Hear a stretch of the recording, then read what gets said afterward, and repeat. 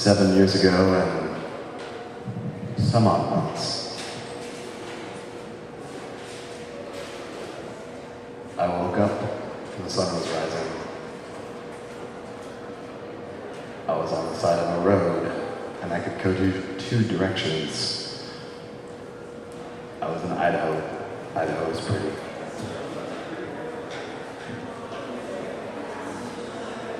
One direction was Atlanta.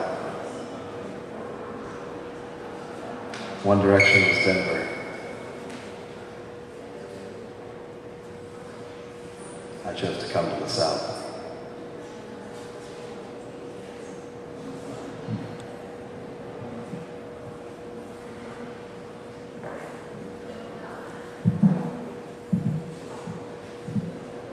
So, last October, I went to South Africa to visit my family. And everyone had a lot of warnings for me because I was going to be in Johannesburg, which is pretty dangerous, and I'm a woman, and everyone likes to tell women to be fearful, often. But I went, and I was visiting with my aunt, and, you know, I wanted to see all of these attractions that were downtown, and all of these new art districts that have popped up in the city centers. So I was kind of coercing my aunt to take me to places she would not have normally gone, which is good. And, you know, there was kind of this push and pull because she was clearly kind of nervous, and I didn't know how much of it was based in reality of, you know, the physical danger of being there, and how much was based on sort of the isolationist lifestyle they lead. So we went to this space and, you know, had lovely lunch and cafe, coffee, and all these little street spaces, and, you know, had a really beautiful afternoon. And everyone had warned me pretty intensely not to have your cell phone out in public, or have your wallet visible or anything like that. And in fact, in cars, most people put their purses or bags in their trunk, or at least tucked all the way under the seat so they're not visible.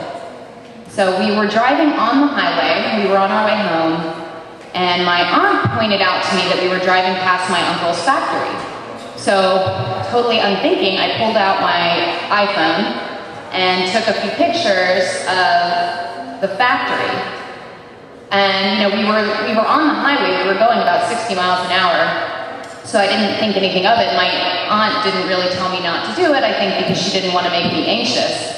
And in that split second, someone ran across 6 lanes of highway, came up to the open window, held his hand up against the window and said, "Give me the fucking phone or I'll shoot you, you bitch."